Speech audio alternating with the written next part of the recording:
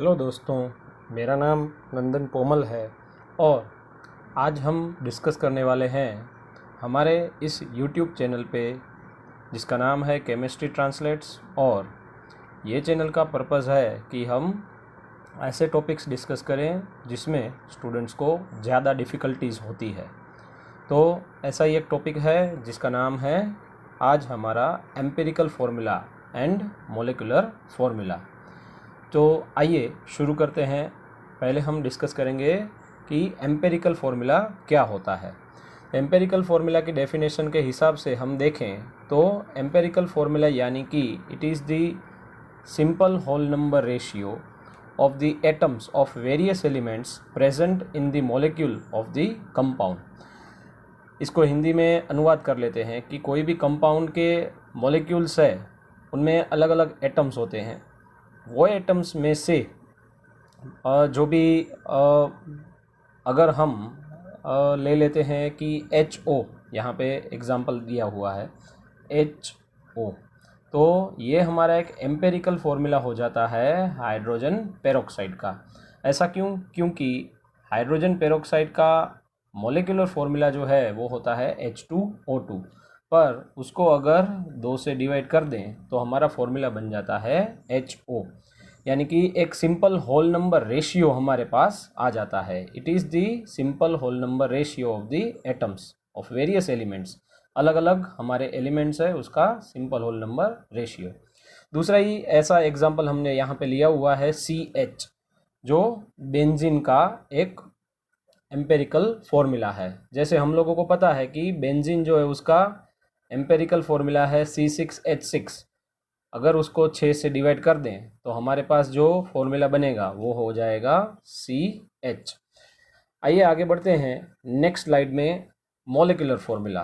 तो molecular formula जो है वो क्या होता है? It is the actual number है। वहाँ पे हमने देखा था एम्पेरिकल में it is the whole number ratio. यहाँ पे actual number of the atoms of various elements present in the molecules of the compound. और यहाँ पे H2O2 जो है वो हमारा एक मॉलिक्यूलर फार्मूला दिया हुआ है, और वो हाइड्रोजन पेरोक्साइड का जो हमने इससे पहले वाले स्लाइड में देखा। C6H6 जो है वो भी हमारा एक्चुअल बेंजीन का मॉलिक्यूलर फार्मूला हो गया। तो molecular formula actual number of atoms जो हमको दिए गए हैं वो होता है, जबकि एम्पेरिकल फार्मूला यानी सिंपल होल नंबर रेशियो होता है। ये हम याद रखेंगे, बराबर। अभी आगे बढ़ते हैं। Relation between empirical formula and molecular formula. Empirical formula और मोलिकुलर फार्मूला के बीच में क्या रिलेशन है? तो हमारे पास एक फार्मूला है सिंपल सा, और वो फार्मूला हमारे पास ये रहा। Molecular formula is equal to N into empirical formula. और ये रिलेशन जो है उसमें N क्या होता है तो उसका एक फॉर्मूला यहाँ पे दिया हुआ है, ये देखिए। This is the molecular mass upon empirical formula mass. हम एम्पेरिकल फार्मूला ढूंढेंगे, उसका मास निकालेंगे, उसको बोलते हैं एम्पेरिकल फार्मूला मास। तो आइए नेक्स्ट स्लाइड में हम देखते हैं कि मोलिकुलर मास कैसे निकालते हैं।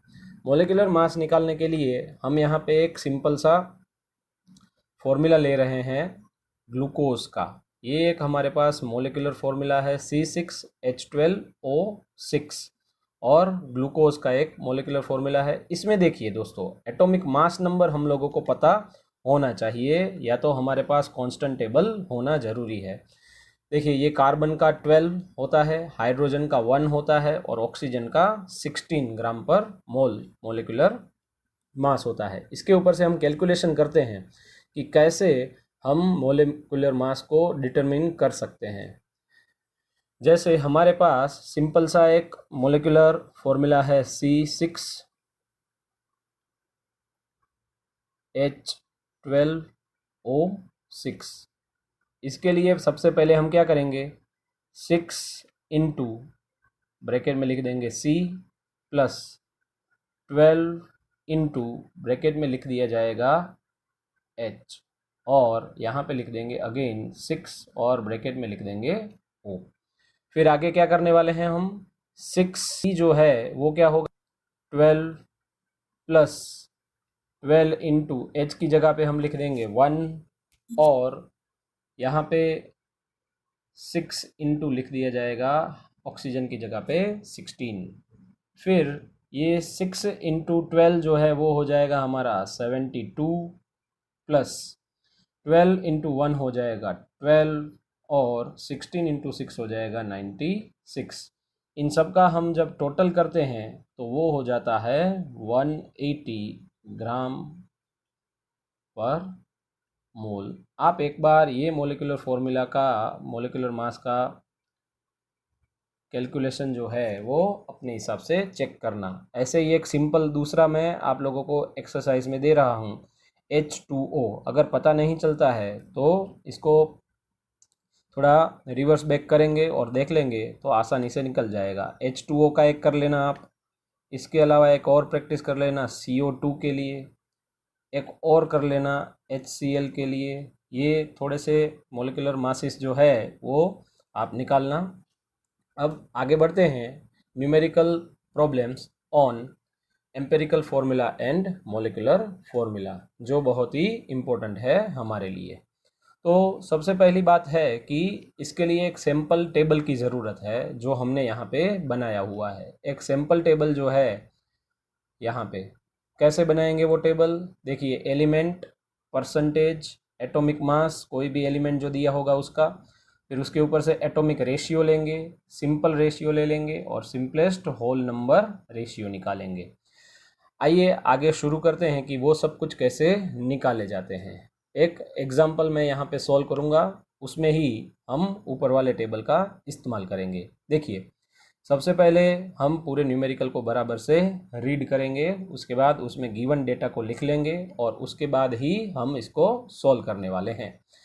The molecular mass of an organic compound is 78 ग्राम पर मोल, ये हमको दिया गया है। तो गिवन, सबसे पहले न्यूमेरिकल जब हम सॉल्व करते हैं ना तो ये एक सिस्टमेटिक वे होना चाहिए कि क्या क्या हमको दिया है।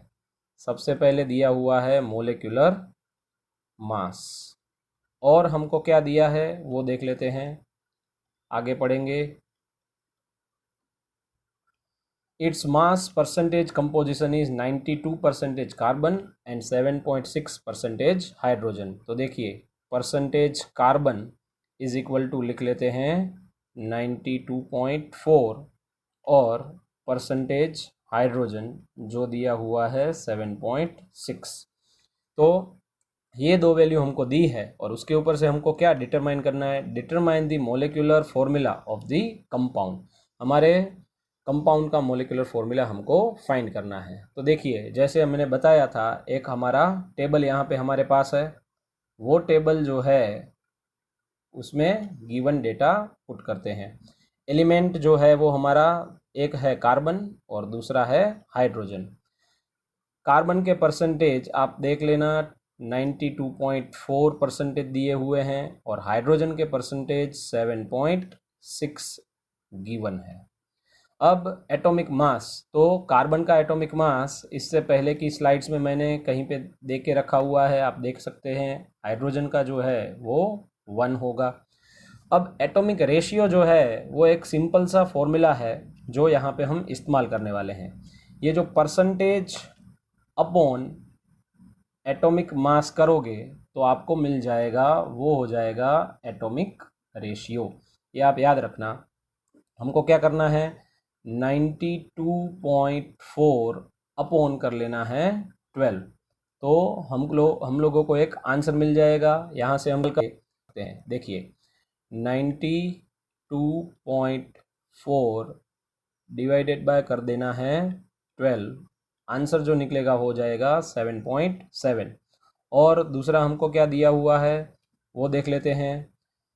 एक हमको दिया हुआ है 7.6 और डिवाइडेड बाय 1 करोगे तो आंसर जो मिलने वाला है वो क्या होगा, 7.6 ही होगा। तो यहाँ पे मैं लिख देता हूँ 7.7 और यहाँ पे 7.6 upon 1 is equal to 7.6 only. और इसके बाद जो मेन पॉइंट है हमारा सिंपल रेशियो। सिंपल रेशियो क्या होता है और वो कैसे निकालते हैं? तो जितने भी एलिमेंट्स हमको गिवन होंगे, जैसे फॉर एग्जांपल कार्बन है, हाइड्रोजन है, इसके बाद अगर नाइट्रोजन और ऑक्सीजन भी हमको दिए होते तो उन सब के एटॉमिक रेशियो के आंसर हमको देखने हैं। एटॉमिक रेशियो के आंसर में जिस एलिमेंट का आंसर सबसे छोटा हो, मैं क्या बोल रहा हूँ, स्मॉलेस्ट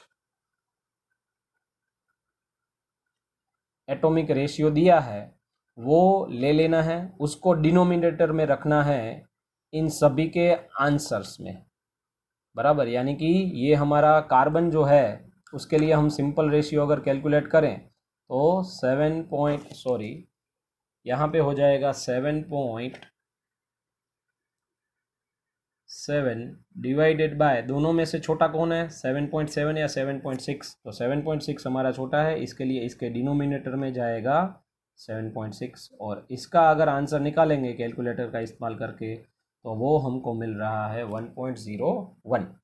वैसे ही 7.6 अपॉन 1 करें तो 7.6 आया था। अब यहाँ पे क्या करना है, 7.6 अपॉन 7.6 कर देना है, इसका आंसर आ जाएगा 1। अब देखिए नेक्स्ट है सिंपलेस्ट होल नंबर रेशियो, यानी कि ये जो आंसर मिला ना वो आंसर के नज़दीक का होल नंबर कौन सा है, 1.01 के नज़दीक जो है वो एक ही है 1.00 यानी 1, और ये भी 1.00। तो सिंपलेस्ट होल नंबर रेशियो जो है वो एक्चुअली हमको बता रहा है कि कार्बन और हाइड्रोजन जो है हमारे कंपाउंड में एम्पेरिकल फॉर्मूला के हिसाब से 1:1 है, और उसको हम कैसे आगे कैलकुलेशन में लेंगे वो देख लेते हैं। देखिए ये हमारा हो जाएगा, सबसे पहले यहाँ पे हम लिखेंगे empirical formula is equal to carbon is to hydrogen and it is 1:1, और हमारा एम्पेरिकल फॉर्मूला का मास भी निकालना पड़ेगा क्योंकि आगे कैलकुलेशन में हमको लेना पड़ेगा एम्पेरिकल फॉर्मूला मास, और वो हम कैसे लेंगे, कितना लेंगे, इज इक्वल टू करके लिख लेते हैं। वो हो जाएगा atomic mass of carbon plus hydrogen, वो हो जाएगा 12 + 1, और वो हो जाएगा 13 ग्राम पर मोल। अब देखिए यहाँ पे हमारे पास एम्पेरिकल फॉर्मूला मास भी आ गया है, एम्पेरिकल फॉर्मूला भी है। अब हमको करनी है एन की कैलकुलेशन। एन कैसे कैलकुलेट किया जाएगा, तो हमको याद है, हमने आगे देखा हुआ है, molecular mass upon empirical formula mass, और मोलिकुलर मास जो है वो आगे हमको दिया हुआ है, देख लीजिए 78, बराबर। तो ये 78 जो था हमारा, ये रहा, वो मोलिकुलर मास था। तो यहाँ पे हम लोगों को वही वैल्यू जो है वो पुट करनी है, 78 अपॉन एम्पेरिकल फॉर्मूला मास आया हमारा 13 जो हमने यहाँ पे निकाला हुआ है। इसका आंसर जो मिलेगा वो क्या होगा, 6। अब देखिए इसके बाद हमको मोलिकुलर फॉर्मूला का फॉर्मूला अप्लाई करना है, वो क्या हो जाएगा, n इंटू एम्पेरिकल फॉर्मूला। तो n हमारा है 6, एम्पेरिकल फॉर्मूला पहले हमने निकाला हुआ है CH, और इसको कैसे लिखेंगे, C के सफिक्स में 6, H के सफिक्स में 6। तो ये हमारा molecular formula of this compound हो गया, जिसको हम क्या नाम बोलते हैं, C6H6, यानी दोस्तों आप लोगों को पता होगा, यस यस बोलिए, ये हो जाएगा बेंजीन। ओके, इसके बाद वाला न्यूमेरिकल जो है वो हम नेक्स्ट लेक्चर में लेंगे। अगर आप लोगों को मेरा ये लेक्चर पसंद आता है तो इसको लाइक करिए दोस्तों, और सब्सक्राइब करिए मेरे चैनल जिसका नाम है केमिस्ट्री ट्रांसलेट्स। धन्यवाद, अपना ख्याल रखिए।